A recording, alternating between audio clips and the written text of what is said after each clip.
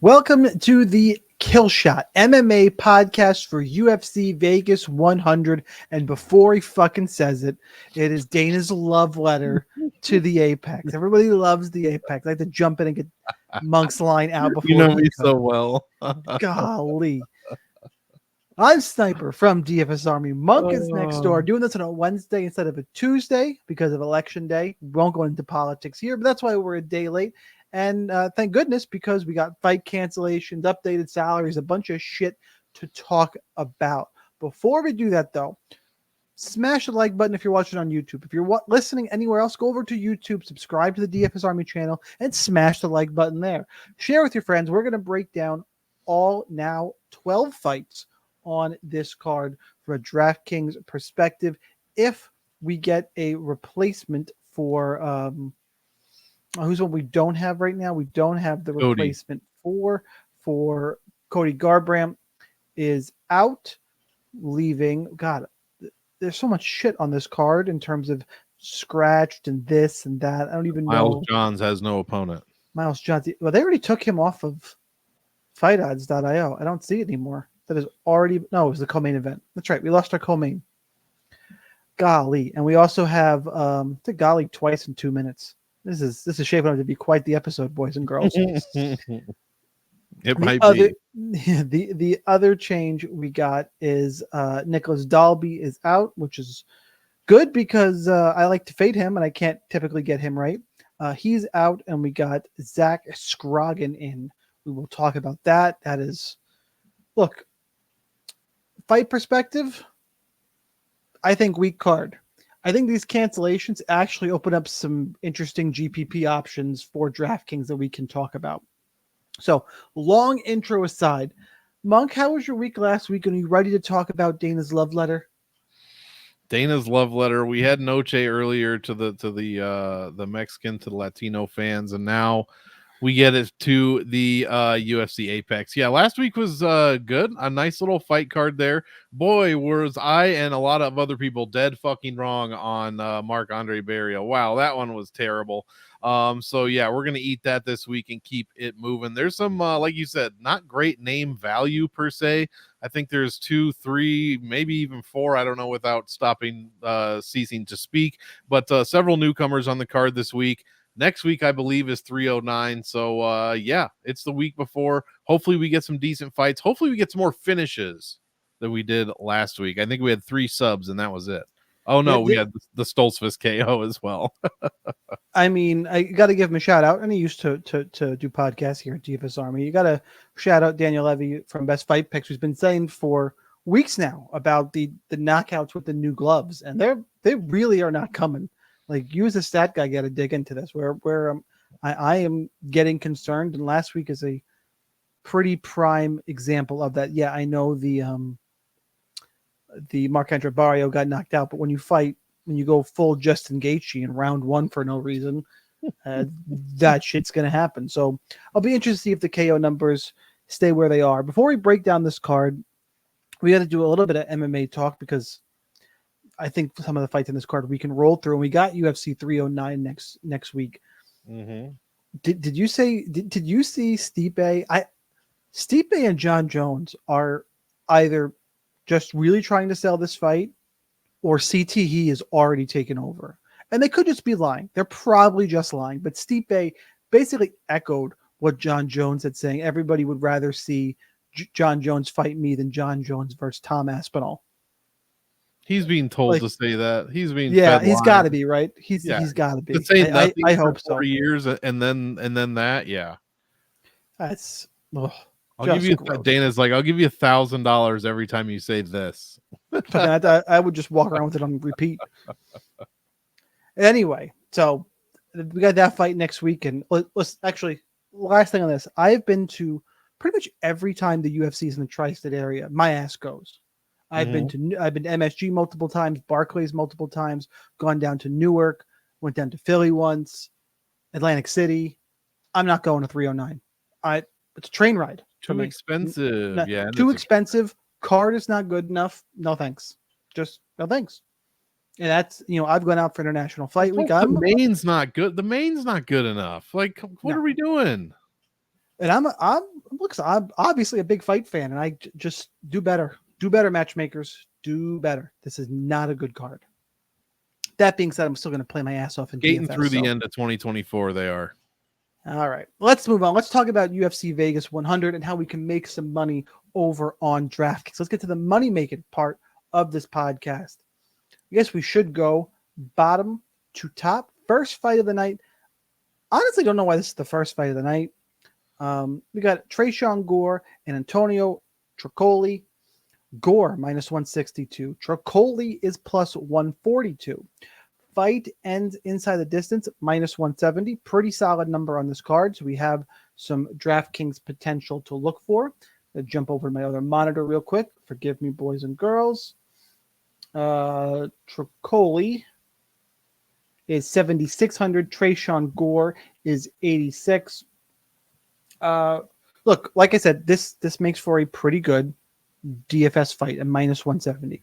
And I think Tresean Gore, the best version of him, shows up.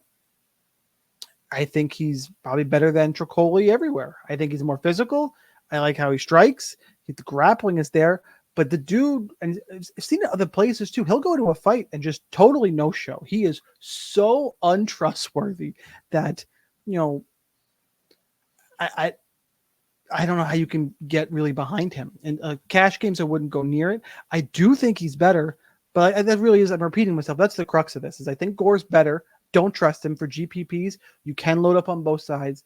I won't be saying that all the time on this card, but this week we are starting the night with a fight to probably get pretty heavy exposure to, especially I don't think I picked a single underdog this week. And I roll through. Usually I'm down two or three dogs. I got through and I couldn't find one I like. So really when that happens on DraftKings, and that's going to happen in MMA, then you find the ones who, if they win, where is the most upside? And that's who you play in GPPs. And then on the other side in cash games, you find the fights with the highest goes to decision props, and we'll highlight those. And those are the dogs you plug in cash games. But in terms of fight breakdown straight up, I was searching this week. I'll give you the ones who I think who are live. Tricoli is one of them because I saw Tresean Gore.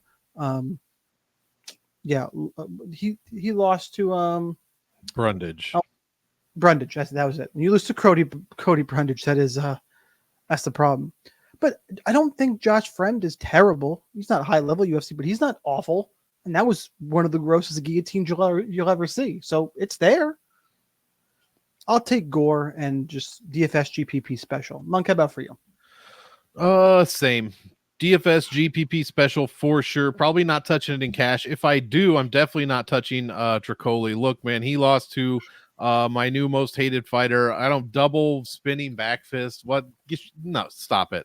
Shara Magomedov. So that was awesome. Come on, that was awesome. No, it is. I'm being a hater for sure. That was awesome. And he actually was striking much better than he had been before that for sure. Who do you hate more? Do you hate Shara Bullet or the Pleasure Man more? Who do you hate more?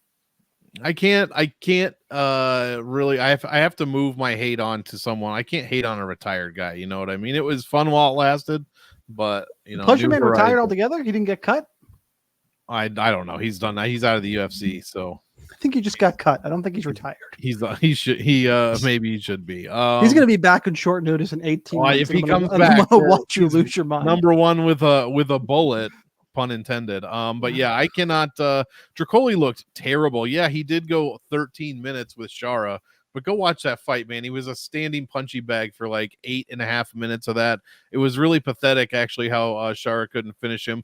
But to go back on Gore and not spend much more time on this, that you're right. That Gilly against Fremd was ridiculous. It was disgusting. He scored well in that one at 7,500. He's only 86 now. So this is why we're playing both sides. The salaries are such that we can get to either one. I also like Gore, and he's getting a lot of hate this week, Sniper. So maybe, just maybe, he's going to come in a little bit under-owned, and maybe Trockley will be a human punching bag again. All right. Good breakdown from the guy with a loaded God complex, cock and pull it. If you get if you were able to catch what Monk snuck in there before. I do. We are what, 10 minutes in, and we've gone on a John Jones rant. We got a Fallout Boy reference. We're talking about pleasure, man. We are reaching for the entertainment this week because otherwise we got to talk about things like something called the Cortavius. And speaking of entertainment, Cortavius Romeus versus Gaston Balanos.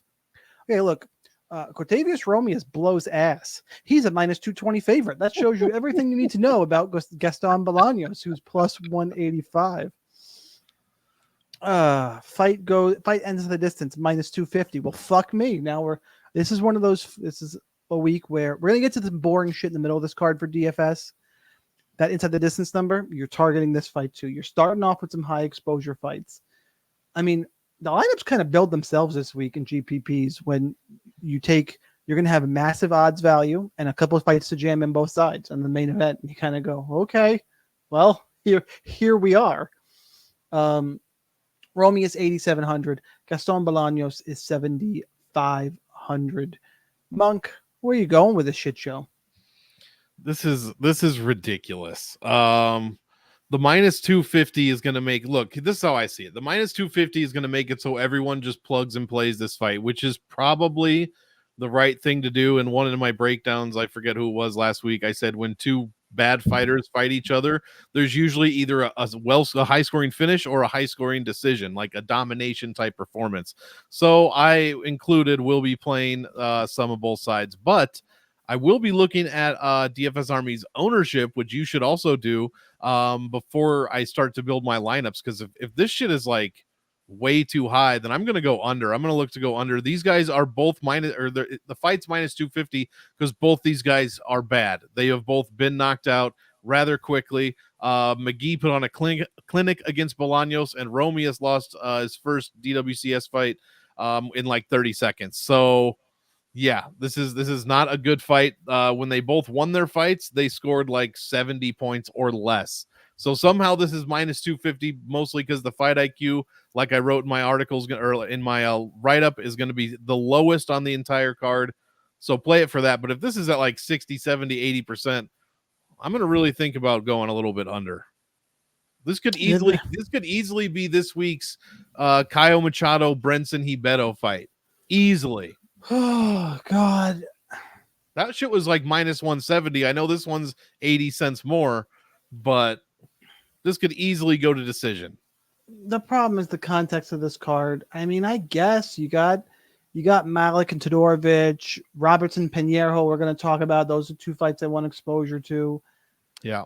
I guess, but this fight for me, it's still top end. And it's another one where you have to play the dog in Bolaños at least, because it's -250 and both guys. I'm going to reiterate this. This is my entire breakdown for this fight. These guys both suck. Anything could happen. So bad. I think Romeus is a little better because Bolaños has been real bad, but it's just, I mean, this is the I'm gonna do an election day analogy here. Yeah, that's right. I'm gonna risk it.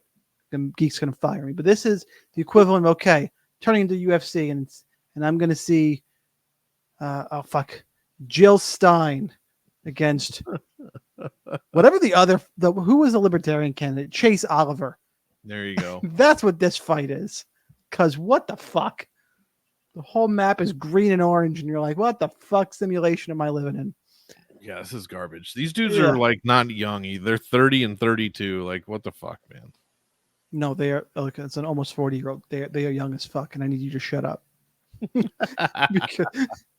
because I can't deal with that shit. Let's move on. Let's talk. Oh, good. Let's talk about Melissa Dixon, formerly known as Melissa Mullins, taking on Claudia Suula. I think that's flipped. It's the other way around. What do you mean? She's Melissa Mullins now. I thought. Oh, is it? I might be wrong. Whatever. I can't remember. It doesn't matter. Who gives a flying fuck? It is Melissa Mullins now. All right. So she got the dicks out. It's not dicks on, it's dicks off. Dicks out, Mullins. Let's go. Oh, God. Melissa Mullins. Claudia Suula. Mullins, -245 favorite. Suula +210 on the comeback. Fight goes to decision. Fight odds doesn't even want us to break this fight down. They're like, why? Why? Please don't do this. We don't want to open this shit. Yeah, if they don't want to do it, we don't want to do it. So it's really not going to open right now? Fuck. Technical difficulties. Let's do this. It's real quick open a new tab. Do this the old-fashioned way. Fight goes to decision is minus 225. Now I have to decide. Look, I looked for every conceivable reason to fade Melissa Mullins. So I said I didn't pick a dog on this card. I wanted to pick Claudia Segura. I looked desperately for a reason to pick her, and she is exactly what you would call not a good. No, she's a regional can crusher. By the way, Mullins is 8,800, Segula is 7,400. I actually the grossest part of this card. I am going to play a little bit of Mullins. Segula looks quality competition is that low. Doesn't look good. Yeah. Mullins is willing to wrestle. I've seen she's got sneaky upside, and I hate every part of my inside for saying that. But I think Mullins has sneaky upside. You can argue Segula is one of the minus 225 to go to decision, one of the viable cash punts. There are others on this card I like more, but you're going to hear her name floated around in cash games. I actually, for some reason, think Melissa Mullins is going to take care of business here, and Segula is not the play. I think you could actually get leverage going under on Segula, and this is gross. Give me Mullins. I actually think she's somehow better. What do you got, Monk? I completely agree. She's somehow they have the same record, both 1-loss. Let's see, three decisions for Segula, 3 decisions for Mullins. Mullins is better because she has 23 minutes of UFC cage time. That's why, in my opinion, she's better without going into like the ridiculous numbers that Segula's opponents, their records consist of. But yeah, not much more to say. Mullins put up 73 in her win against Alexieva. Like, I expect this to probably go to decision, but in case Segula is that bad and Mullins does get it done, we might see an 80-90, probably not triple-digit win unless it's in the first round, but you never know. So a little bit of Mullins. Yeah, I'll be under on Segula for sure. Yeah, there's not a whole lot more I want to add to this fucking party. Let's move on here and let's talk Cody Staman, Damon Blackshear. Blackshear is minus 275. Staman is plus 235. Fight goes to decision is minus 325. So this is a spot for the underdog in cash games, probably one of the better ones I was just referring to. Your DraftKings salaries for this one: Blackshear is 8,900. Staman is 7,300. Monk, what you got? I know you just said it was minus 325 or whatever to go to decision. I got plus 250 ITD, basically the same thing. I actually think that might not be too wide, but I think there's an argument to be made here for Staman, and not so much Blackshear just because of the pricing, which I just heard you say but wasn't paying attention. 89 and 73. Yeah, I'm going to make a little argument for Staman. I'm pretty sure I picked him straight up, and that's basically, I think this fight is going to go to decision, but these guys tend to score surprisingly well. Blackshear's at 3.6 points a minute in his UFC career. Staman 3.28. I know it's been a little bit of rough going for him lately with some of his opponents, but I think Blackshear's a decent opponent for him, I should say. I like that Blackshear scores 114 per win. I like that he gives up 97 when he loses, and Cody, gives up about 90, which isn't terrible, scores about 90. At that price, I think you're getting decent odds on a possibly greasy judge's decision here for Cody Staman. So if these judges continue to be out of their fucking minds. I don't know how people can be betting on some of these fights, man. It's just taken away from you. It's really fucking bad. But yeah, I wouldn't expect Staman to go absolutely nuts. Only 29% of his UFC wins have gone 100 points or better, but he doesn't need that at 7,300. So I think if he can get his wrestling going and win, 8 of 15 minutes, maybe 9 of 15 minutes, I think we have an okay chance. Even if he loses, he scores okay in losses overall. So putting up like a 40 piece would be pretty good here. I can't argue too much with you. I do think Blackshear's slightly better everywhere. Staman's also fight old at this point. He's really worn down. I do think Blackshear wins. I just think it's a shit fight to target for DraftKings. And I'm not going to go, I think I need to go too much more in depth than that. I like Blackshear. Don't think it's a good fight to target. Mm-hmm. Let's move on. Let's talk Charles Radkey and Matthew Semmelsberger. The Jedi Semmelsberger. Radkey is minus 150. Semmelsberger is plus 130. Your fight ends inside the distance prop is minus 135. Basically 50-50 to see a finish here. Your DraftKings salary, as I flip over to my other monitor real quick. Radkey's 8,500. Semmelsberger is 7,700. Look, the takedown should be the difference in this fight for me. That's why I'm on the Charles Radkey side. I don't think Semmelsberger is going to be able to stop them. He's had issues in the past. Radkey's willing to go for it. Semi the Jedi continues. I mean, at one point in his career, he's taken a lot of damage. And sometimes in fights, you're like, how the fuck did he survive that? He's been finished before, though, too. Like, he can get finished. He's I think, is not. He kind of reminds me, for whatever reason, and he's not nearly this old yet, but he gives me really Brian Barberena vibes. like it's just the vibes I get from him. I like rooting for him, but I think he's got a problem in this fight. And Barberena was a better wrestler. I meant in terms of just damage and standing there. I think Radkey will get takedowns. I think he's got some decent upside here. I don't mind Radkey in all formats. I think I'll probably be a little bit over the field to Radkey. I think I'm higher than most. I think name value-wise, Semmelsberger is actually going to get a little bit of love, and I will kind of save that love for some other spots on this card that I like a little more. Probably Tricoli being one that I mentioned, and I really think people are, Tricoli, Balanos. I'm not going to the Tertios route here. Oh God. Yeah, I'm on Charles Radkey, but you can, and I think more people will play Semmelsberger than should. Now watch him put up 120 and go all Dustin Stoltzfus on us, but that's where I'm at right now. Monk, what do you got?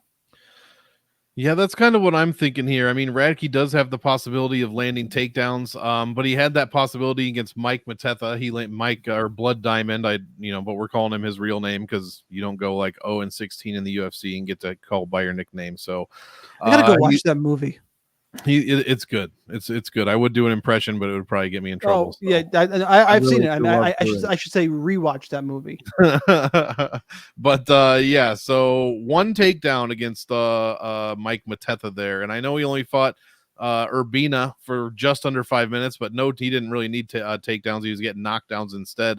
But we didn't see any against Prates either, and that one lasted, funnily enough, exactly the same amount of time as the Urbina fight, but went the other direction. So, yeah, he has takedowns. Is he going to use them? I don't know. This guy might be in love with his striking, and if he's in love with his striking, fighting Matthew Semmelsberger, that means Semmelsberger has a fighting chance to land that knockout, because he does throw crazy, but he does carry power well into the second round, even the third round occasionally. He's a little bit expensive for me this week, but I don't really mind him too much. This is a GPP fight for me. If you really need somebody for cash, look elsewhere than Semmelsberger, I should probably say.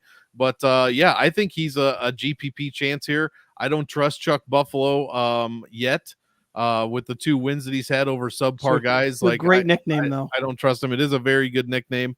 But yeah, I probably picked Semmelsberger straight out, I think, in my notes, and yeah, I like him for GPP. So I'll be one of those that's over on Semmelsberger, but like you think people will be over on Semmelsberger, then I'm not disagreeing. I also think people will be a little too high on Radkey, and that's the thing. Either guy could do what you said and score 120 fucking points. So GPP fight. Yeah, well, how did I rank this one for GPP? Let me go look at my rankings real quick. Out of 5 stars, 4 stars. I did? I did. I put, what are the salaries here? You put 3 stars. Yeah, because I don't see, you're mostly relying on Radkey's grappling, and the problem is there are some really strong fights. I am really hard for those of you. I mean, I guess we'll kind of give away the farm a little bit. Malik Todorovich, Robertson, Pino, and the Ritter and GM3, I think, are some of my favorite fights to target. Mm-hmm. And that GM3 one could turn into a gross striking match. So I'm going to have a disclaimer there. I think that fight is the one that could turn into Ribeiro and Machado. Yeah, good. And we're going to talk about one of those aforementioned fights. Monsieur Abdul Malik taking on Dusko Todorovich. Abdul Malik minus 365. Todorovich plus 300. Big old fat favorite is Abdul Malik. Fight ends at the distance minus 600. That is a healthy GPP number right there. DraftKings salaries for this one. Malik is 9,300. Dusko Todorovich is 6,900. Look, this line though is too wide, my opinion. Look, I know Todorovich really likes to visit the Shadow Realm. I think he's got a timeshare there or something. Like he does. He seems to enjoy getting knocked out, and that's why this line is where it is, because Abdul Malik has power. But the guys that are knocking out Dusko Todorovich, a little bit better in my mind than Mansour Abdul Malik. I just think Todorovich is live. Todorovich fights don't typically go to decision. Although didn't he just have one that like just went to decision? That was no. He went to decision with Gregory Rodriguez. That's it. That's right. And that was the fight you were like, why the fuck? How did this even happen? Because RoboCop's insane. And that fight probably changed him, because then they were on a run of like 4 or 5 in a row where it's either kill or be killed, right? Mm-hmm. And the fight again. What I think is really affecting this line is even the fight against Jordan Wright. He almost lost that shit. Yeah. Like that's when the Beverly Hills Ninja is giving you a rough time. I think that's where the line is. Jordan Wright is a talented striker. You just got to take him down once. That's why it was so surprising Todorovich wouldn't do it initially till he got hurt. What's going to happen here? Abdul Malik probably finishes him. That is my pick. That is what's likely going to happen. But for DraftKings, I am loading up on both sides. Todorovich, similar to Balanos, and I think I feel even stronger about Todorovich because I don't trust the track record of Abdul Malik yet. Todorovich is a primary GPP underdog this week, especially where I'm not picking any dog straight up. This is a spot, surprisingly enough, where I hesitated and went, I don't know. Maybe I should be pulling the trigger here. So I'm still talking. My headphones just died, so we'll see if they come back on in a second. But I know you can still hear me. So Monk, what do you got? Affirmative. I'll even flash the thumbs up on the screen. Yeah, I agree. I picked Mansour Abdul Malik to get the win, but I also rated this one 5 stars. It might be the only 5-star fight on the card for me personally. I think you have to play this in GPPs. Dusko's absolutely live because Abdul Malik has 6 pro fights, just 6 fights, and I don't even know if I have Tapology pulled up, but I don't think they're against guys with good records, if I can remember right. Yeah, it's a bunch of 2-5, 2-2. Wes Schultz, there you go. That's the best name he fought. That's who I couldn't remember. 6-1. That's the best name you could find. That's the best name he fought. I'm pretty sure. Yeah. So 6-0. Cannot trust him. Dusko cannot trust him. Haven't fought in 600 days. As of tomorrow, had a knee injury after that Duncan fight. Has only beat Batolo, Jordan Wright, and Townsend in his UFC career, but he's absolutely live. Yeah, got to play both sides of this one. I'm going to be lower on Malik than the average bear, and I'll be a little higher on Todorovich and GPPs as well. Not touching this in cash, not at all.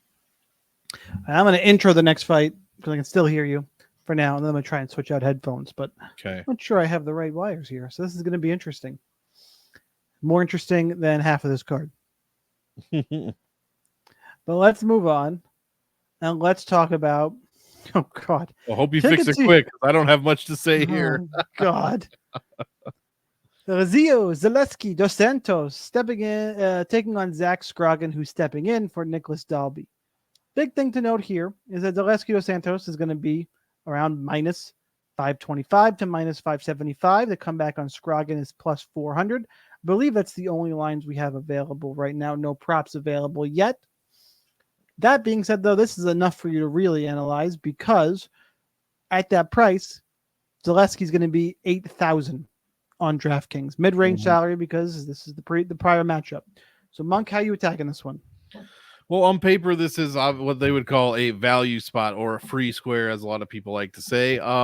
Because as you said, yeah, he's the most expensive underdog at 8K, but now he's also the widest favorite, I believe, on the entire card. Maybe not.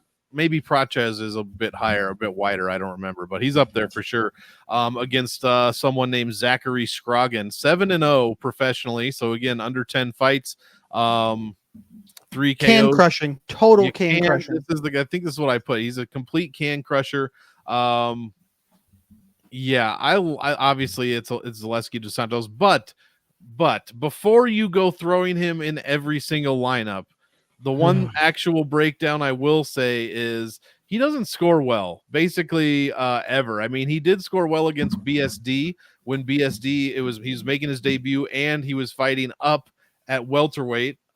This guy Scrogin, I believe, he is crushing cans, but he's crushing cans at 170, so there's no weight class difference. Other than that, after that fight, he beat Abubakar Nurmagomedov and scored 48 points, guys. So what happens? Just saying, what happens if Dos Santos doesn't get this done in like the first round against Zachary Scrogin, like hopefully he should? I'm just saying, before you go all in, he might score like 70 to 80 points in a decision win. That could happen. He goes to decision a lot. I know he has 14 wins by KO out of 24 professionally, but in the UFC, yeah, it's just 3. It's 3 out of 10. So 14 out of 24 sounds good, but in the UFC, it's just 30%, guys. And only 20% of those, I think, have scored over 100. So don't go crazy with Zaleski. Now that I said that, he'll get a quick win bonus, so play a little bit, but don't. I'm going to go under. Yeah, I probably won't be doing that on this card. I could use the salary. Scrogin's terrible. Fighting guys with losing records. I think he's got one fight against somebody with a winning record. Like, no thanks. About as reliable as my drawer of headphone wires, so hopefully these don't die again. Oh, I charged them up. So we'll see how this goes with the rest of the episode, but yeah, I'm all about Zaleski here. Scrogin's not good. Yeah, there's cash games. You lock him in. GPPs. You make a decision whether you want to go under or over. I'm probably going to go over. Sounds like Monk might go under for game theory. I think both are appropriate based on your strategy. Cash games is basically a lock. Cash games a lock. I'm so down on Scrogin. I'll roll with Zaleski one more time. Yeah. All right, let's talk Luana Pinheiro taking on my girl. I am a Jillian Robertson stan. I've been saying it forever. Granted, I can admit now she's probably not going to challenge for a title, and she got some pretty obvious holes. But I like watching her fight. Aggressive, women's division. You can wrestle, you can grapple, submit. She gets to the ground. She looks for finishes. I'm a fan personally. She's minus 375. Pinheiro's plus 310. Fight ends inside the distance. Minus 200 is a big old fucking number for a women's fight. That is a big number. And that's because Luana Pinheiro has a hard time stopping takedowns. That's all Jillian Robertson wants to do. And when she gets it down there, she looks for finishes, ground and pound submissions. I like Robertson a bunch. I think she is damn near a core play for me on this card. I like her in cash games. I like her in tournaments. I'll be under Pinheiro. This is one of the stands I'm taking. I just think the matchup is too good for Robertson. What she excels at, Pinheiro's weak at. Unless Pinheiro's made some improvements in the takedown defense, she's going to have a long, or potentially short and violent night. What do you got, Monk? Yeah, I completely agree with you here. I'm huge on Jillian Robertson this week, 9,200. She's one of the better scorers on the entire card, whether that's overall or especially inside the distance. She also has fantastic defense other than Miles Johns. I think defensively, Prates could make an argument there, but he doesn't have the longevity. She could make an argument that she's the best, second best defensive fighter on the entire card. She does not give up points hardly at all. And when she does win, guys, 102 points per win. She is consistent out here, whether it's by decision, whether it's getting an early takedown and ground and pounding until she gets that infamous Jillian Robertson round 2 sub. It's almost as sure a thing as the GM3 round 3 sub, which we're going to talk about soon, hopefully. But yeah, I hope not. I disagree with that. I love it. Yeah, Pinheiro, all I should have to say, and that's what I wrote in my breakdown, is Pinheiro got subbed by Angie Hill in the second round. Now, I'm not saying I don't have any hate for Angie Hill. I love her. Really? Because it sounds like you do. I don't think she's as good of a grappler as Jillian Robertson is. That's for sure. So, yeah, I like Robertson's chances. 9,200 is not too much. I don't have much interest in Luana Pinheiro, to be quite honest. Yeah, that into the distance number for a women's fight is immediate flags. Yep. Immediate, like, hey, we need to pay attention here. Something ain't right. All right. Rainier de Ritter taking on GM3 Gerald Mearshart. De Ritter making his UFC debut at minus 280 over Gerald Mearshart at plus 240. Fight ends inside the distance is minus 165. Your DraftKings salaries here: De Ritter's 9,100, GM3 is 7,100. Monk, I'll let you take this one off with the debuting fighter against the guy who's been around, I think, literally forever in GM3. Yeah, his mustache has been around for longer than some people watching this show for sure, and it looks fantastic as ever. Yeah, Reiner is coming from one. But you know, Rainier. I never. Rainier, I don't know what it is. I'm not freaking Dutch. I don't know. I can't get that language at all. That's one. I can't get the accent. I'm not doing the language. None of it. But yeah, not a great. Not a great record recently. Losing to the same guy twice via KO TKO. He lost to a fantastic grappler and to a Rotolo. And then a win over a guy that has like 7 fights total. So I'm not too impressed. I know he's got a 17-2 record. But he's going up against. I'm gonna really hit you back hard on this one. You can, that's for sure. But I'm going up. He's going up against GM3, who is never dead. This dude, De Ritter, is 9,100 this week. Sure, you can pay that and hope that you get a performance like Joe Pyfer had against Gerald Mearshart. That's what you could hope for. Score a quick win or a first round finish there. But as we know, Gerald Mearshart either gets beat up and then gets finished, or he gets beat up and then lands a triangle on guys that are more unassuming and think they have the win in the bag. So I'm just saying, at 7,100, I think Gerald Mearshart is a decent play for GPPs. This is one I'm not touching at all with anybody's stick for cash games. But yeah, give me I'll pick GM3 straight up. I picked him in my breakdown, and yeah, like I said, he's the equivalent of the call an ambulance, but not for me guy. That's Gerald Mearshart, and hopefully we see that on Saturday. One more time. Come on, Gerald, let's go. But in reality, he probably gets smashed. But still, a boy can dream, all right?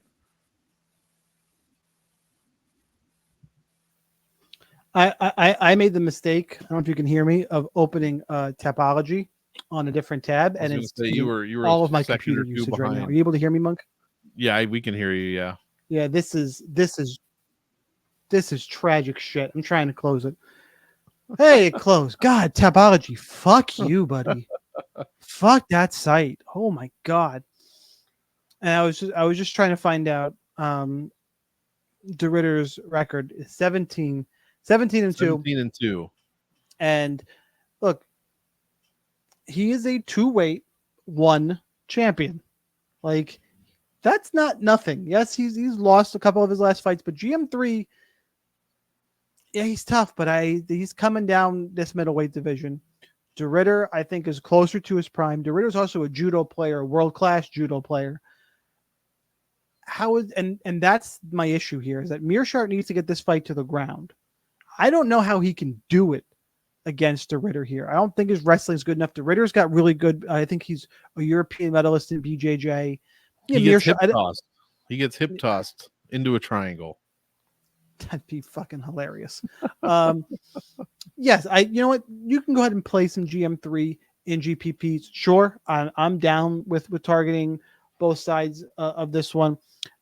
I would. Yeah, you can definitely get down with some a good amount actually of Mearshart, because who am I going to play in that range in GPPs? Right. Magny, no. Kovalkov, no. Todorovich, yes. Yes, Todorovich. But then Pinheiro, no. Tercios, fuck that. Staman, no. So like you gotta start making choices here. So GM3 is the super punt GPP option. I do agree. I'm picking the Ritter because I think he can, again, think he keeps the fight on the feet and wins. I'm worried about his scoring upside, and I actually think Mearshart, you've kind of swayed me. Mearshart's probably the better GPP play on DraftKings, even if I don't think he's going to win. That's where I'll leave the breakdown. But I do think the Ritter wins this fight. Let's move on and let's talk about Ricky Tercios and Bernardo Sopai. Arrivederci. Sopai is minus 360. Tercios is plus 285. Fight goes to decision is minus 150. Thank you, Ricky Boring Tercios. He had one exciting fight and everybody thinks he's super exciting. And then, way to ruin that shit quick, fast, and in a hurry. Sopai, on the other hand, is 9,000. Tercios is 7,200. That being said, I've said all of that. I'm picking Bernardo Sopai, obviously. Tercios is live. And I like him better than Magny or Pinheiro and somebody else in that range. And the reason being, Sopai fights like a moron. Reminds me a little bit of Marc-Andre Barrio, which you just watched last week. His last fight was insanely fun to watch, but he'll get reckless. Granted, he can scramble. He's violent. I think he's better than Tercios. I'm picking him to win. I do think he's better. But until I see him get a UFC win and secure one and put one away, the way he fights, a little bit of a red flag. So give me Sopai, Tercios secondary GPP option, and don't fucking touch this one in cash games. No thanks there. Monk, what do you got? Yeah, I'm kind of surprised that Sopaj's head was still attached after being the recipient of the knockout of the year, which we'll see in about a month or two. That was, if you haven't seen the Oliveira knockout of Sopaj, do yourself a favor and go do that. That whole fight was fantastic. Wow, it was something else. Yeah, actually, I'm going to trust. This is something I don't often do. I'm going to trust guys that have huge question marks next to their names. I like Sopaj at 9K. I'm actually looking to play him in some of my cash, in my main cash lineup, to be completely honest. Yeah, absolutely. It's because Ricky Tercios can't stop a fucking takedown to save his life. He's allowed 17 takedowns in 4 fights.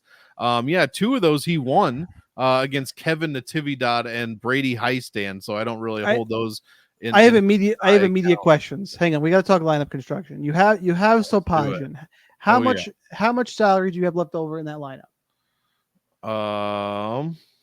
You don't want to know what that lineup is. I made one lineup so far. It has Sopaj in it. I have $100 left over. With your in cash games, does it have Julian Robertson in it? Oh yes. All right. Okay. I was gonna tell you, if you don't have Julian Robertson and you have Sopai, I think you're doing shit. It's a real stars and scrubs lineup. It's also got Carlos Prates in it. So we'll get there. I think you have to do that honestly in cash games. God, am I going to tell you to play Mullins? I'd probably tell you to play Mullins over Sopai. But I mean, you could make the argument, I guess. There's a chance here. Look, I'm like I said, it is risky. I don't like to do this. I don't trust Tercios at all. I think his wins are pretty much trash. So I don't think he's going to go out and score 115 points. But I could be wrong there. I'm willing to take that. Sopaj scored 50 in that loss before he got his head kneed completely off. Yeah. But that's it. If and it's a huge if, because I don't know this guy, if he comes out and shows wrestling, he should be able to win a very high scoring decision on Tercios if he sticks to that game plan, or he seems like a dude who would land some ground and pound and go for a quick finish. So maybe he can channel some Hyder Emil somehow and make that happen. That's kind of what I'm hoping for here. You know what's really fucked up is it's hard to build because if Miles Johns gets a last-second opponent, this whole card flips fucking upside down 6 ways. Well, the good thing about that is Miles Johns can't score for shit for DraftKings. So yeah, he starts getting takedowns and laying on some scrub. He absolutely could. Yeah, that's true. So, I mean, maybe we'll see. I don't know if we have any Moroccan fighters, but the Moroccan witchcraft is real. I meant to bring that up at the beginning of the show, and I just want to see if you believe in Moroccan witchcraft after last week. Yes, I do, because I don't want any curses from any Moroccans. That is the only correct answer. I believe. I'm a believer. I'm also a believer that Karolina Kovalkov will have an OnlyFans in about 2 years. And if I did OnlyFans, I'd probably sign up. Yeah. That being said, she's fighting Denise Gomes. Gomes is minus 550. Holy shit. Kovalkov is plus 420. Fight goes to decision is minus 230. Go ahead and play yourself some Kovalkov in cash games because of that. Because of that. That being said, I mean, Denise Gomes is a violent striker, good striking, quicker at this point in her career. Kovalkov, she's shown she can mix in the wrestling, but I don't think she can do it against Denise Gomes. I guess she kind of has a path here because it's been laid out if you can take down Denise Gomes. Mostly, I think Denise Gomes with a striking-based decision that's shit for DFS, and I'll kind of move on about my day. But I would say, while I'm picking Gomes, because there's the path to victory for Kovalkov and the price, she's the better DK play. Monk, how about for you? I'm going to get risky again, especially when it's against my girl, Kovalkov. I think she's a fade this week. I think she's like That's done. fine. I think she's done, unfortunately, and I love her. How I'm right dare there. you? I'm right there in the camp with you, but I honestly think she's done. And I think you don't want to be the girl that's done against Denise Gomes for sure. So while I do tend to agree with you, it probably goes to decision and is a striking-based decision that does not score well. There is a chance that Gomes finishes this fight. I think that's my hot take here. This line to finish is too wide. It's or to go to decision is too wide, in my opinion. All right. So I think there's a chance that's my hot take. I think there's a chance Gomes finishes here.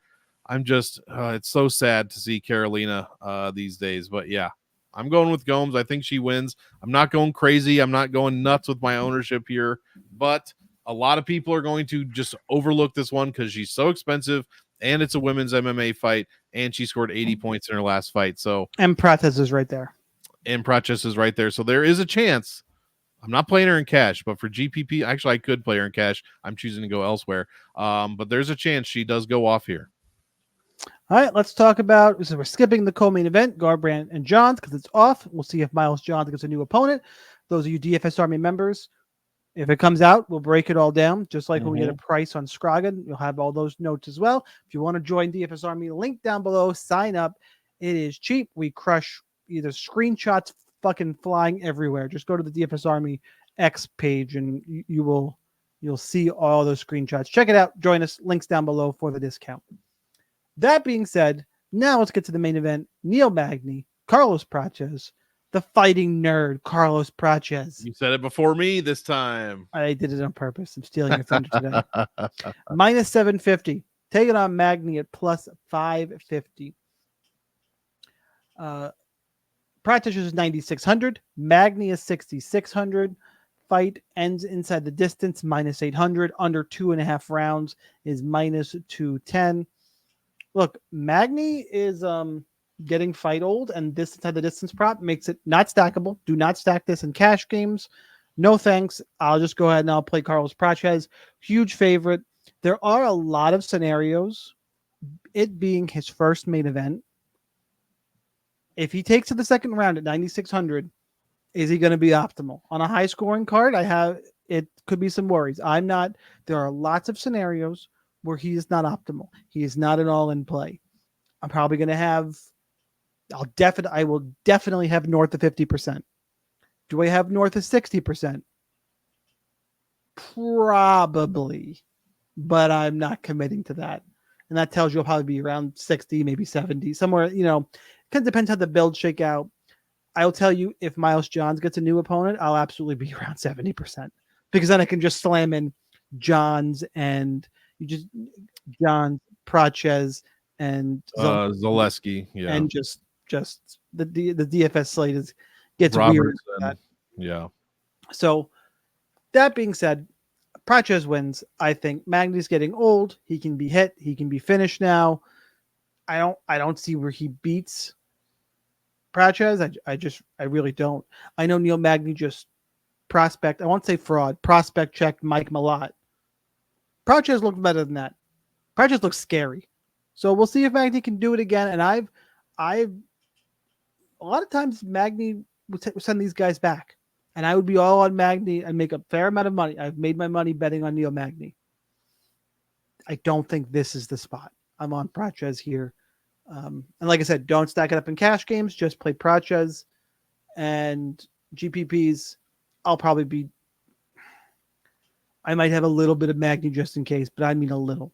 What's the implied odds of a plus 550 winner? Like 10%? 8%? Something like that. I'll put that in an odds calculator, and that's probably how much Magny I'll play. And I'll move on about my day. How about for you, Monk? Yeah, huge fan of the fighting nerds, as everybody that watches this knows. So yeah, I'm super excited to see Carlos Prates. Neil Magny, you said he's been finished lately. He's been finished over his whole fucking career, with 9 of his 12 losses coming by way of finish. And in the UFC, it is 8 of 11 of his losses are finishes. 3 of those by KO, TKO, and 5 by submission. So yeah, Carlos Prates is a striker. But he does have some BJJ after all. So if it does get there somehow, what about BJ Spunk? What do you about what? Something about BJs is all I. BJs, yeah, that's where you stopped. Yeah, I heard. I know where your head's at. I don't know how this is any different than the Michael Morales fight. How is this any fucking different than the Michael Morales fight, other than Prates tends to land more than Morales, except for that fight. He really turned it up, and tends to be more powerful as well. So, and Magny allowed 7.3 strikes a minute in almost 5 minutes in that one, and got knocked down and gave up 116 points to Morales, who was on a tremendously bad DK scoring skid. So yeah, I think Magny can definitely be finished with every day that goes by, as we all do. He gets older and more prone to being KO'd and finished even more. So yeah, I love Prates this week. I'm slamming him into cash lineups. I'll be having a ton of him in GPPs. I'm probably going to have less Magny than you. And actually, Magny's been around so long, his strength of schedule is very good. It's probably a few points above the average. Carlos Prates, with just 3 UFC fights, is pretty close to that. His strength of schedule is not bad for 3 UFC fights, fighting Giles, Chuck Buffalo, and Li Jinglang. So Chuck Buffalo. Yeah, I like Carlos Prates this week. Let's go. Fighting nerds. And we get another one next week with Mauricio Hufi. All right, let's cut you off. We're all going to smoke celebratory cigs with Prates after he KOs Magny in the first. Fucking wild. All right, that's the breakdown for all 12 fights currently on the card. We're seeing if we're going to get number 13 added back, and DFS Army members will have access to that breakdown when it comes out. That being said, I feel like my camera got zoomed out here. Am I just sitting back? Weird. What's happening here? You know what? I'll fix this shit later. Yeah, that is a lie, sir. I know exactly what I look like. That being said, now that we've broken down all these fights, we got to do kill shots. If you don't know what a kill shot is, welcome to the show. Hit the like button, share with your friends. It is an under-owned play on DraftKings that can give you the dub in a GPP. Main event typically is not allowed. Got to have low ownership. Usually look for underdogs. I'm going to scan through real quick and see what I can find here that is different. If I like any of the dogs enough, or if I have to call an audible here. So, Monk, I'll let you go first while I quickly scan. Well, when I did my notes yesterday, I figured there were 3 of them. I consider 2 extremely risky. And those I'm pretty sure you're not going to pick anyways. It's Seberger and Mearshart. They are extremely risky kill shots. Big payoffs, but low chance of happening. That leaves Mr. Decision, Cody Staman at 7,300. I'm going with Cody. I think he has a chance, as good a chance as any to win this fight. He probably doesn't, because he has not looked great recently, but he's tough enough. And surprisingly still scores okay. So give me Cody Staman. All right. I found mine. And obviously picked against him. I'm going to go underdog, going super cheap. And I'm going guy. Really, dog I think is most likely to break the slate. Dusko Todorovich. Yeah, that's the other one. Yeah. I didn't want to say. I knew you were going to pick him. Yeah. Well, let's see. We've been doing this show long enough. Basically, you knew what I was thinking that I would think that you thought I was thinking. Exactly. Or some weird shit. I don't know. I used up all of my cleverness at the start of the show talking about whatever the fuck we were talking about. Yeah, right. Hopefully we made it entertaining enough for you guys. We do have UFC 309 next week. I'm going to see if I can get a guest for said podcast next week. See if we can get a good old 3-man rolling for it. No promises. We'll see what we can get going there. Monk, anything before we get out of here for UFC Vegas 100? No, man. Love letter to the UFC Apex. Let's go, fighting nerds. Yeah, that's it. I'm excited. Let's go, GM3's mustache. All right, drop in the comments who your kill shot is. That's what we got for this week. UFC Vegas 100, UFC 309 next week. Check us out for that breakdown. Good luck in those contests. Helmets up. We'll see you next time.